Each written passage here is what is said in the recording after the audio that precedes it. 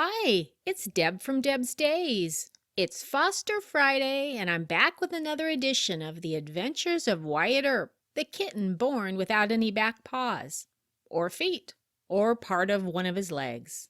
We're on to week number 13 of his adventures, and we started this week off on Saturday with a morning appointment with Desh, his prosthesis angel.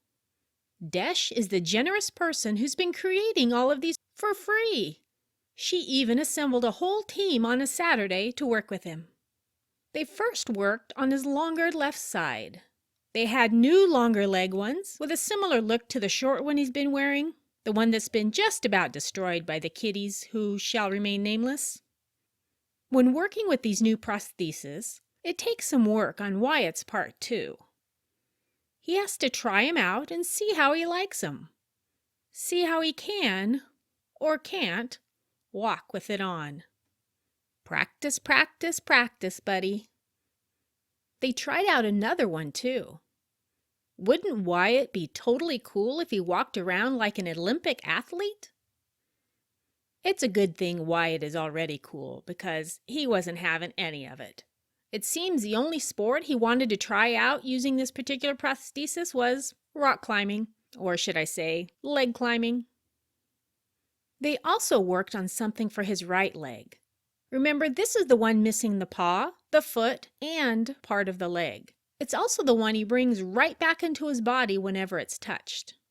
No way anything was getting on that leg. This is also the nub that was infected these last few weeks, so it's important we're protecting it in some way. Maybe something to hold it up against his body. They tried a sleeve type thing with leg holes cut out. Too loose. They tried another one, this one a bit smaller. But Wyatt definitely wasn't into the mermaid look. How about a wraparound bandage? This one made his poo come out of his body. Nix that one. Wyatt was such a good patient through the whole process, and Desh and her team were patient with him as well. Wyatt even got to have some off-duty fun. They're still refining and readjusting his prosthesis, and guess what? Desh is committed to continuing his prosthesis work long after he leaves my foster home. How awesome is that? Speaking of him leaving my foster home, I've gotten a couple emails about what kind of home he'll need to be in. From having lived with him these last couple months, as he's grown from an itty-bitty baby to the kitten he is now, here's what I can tell you. First, Wyatt's going to have to be an inside cat. Missing his back feet puts him at a great disadvantage when it comes to being around other animals. He can't fight back, he can't jump out of harm's way, and he won't be able to get up fast enough and run away. Even with his sisters, the ones he's grown up with, Wyatt's little legs aren't strong enough to declare him the winner in a wrestling match. An inside life is a must for him. Since we're talking about his sisters, Wyatt's going to need a lot of activity to keep him engaged. He'd be more than happy just to sit still and have everyone come to him, but we know it's in his best interest to have someone around who'll make him move, and most likely it'll have to be another pet. But being with an aggressive animal won't be a good thing either. Because of his tender nubs, he's going to need a home with plenty of carpeted surfaces. While occasionally he'll venture onto the hardwood kitchen floor when his sisters are in there, it's not the type of floor he chooses to be on. And it's a good thing he stays away because his little nubs can really get roughed up on those hard surfaces.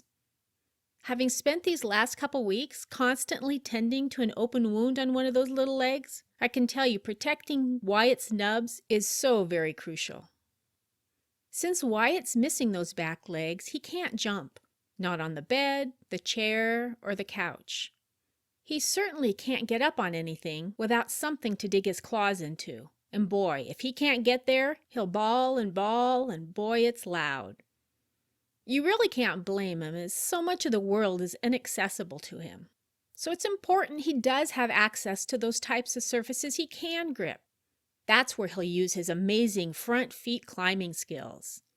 He has strong front legs and strong, sharp claws, so he'll be climbing every vertical surface he can get his claws into, including leather furniture and including your pant legs. Coming down is a lot more difficult for him. Sometimes he has to back down, so a home with lots of stairs could be a problem for him.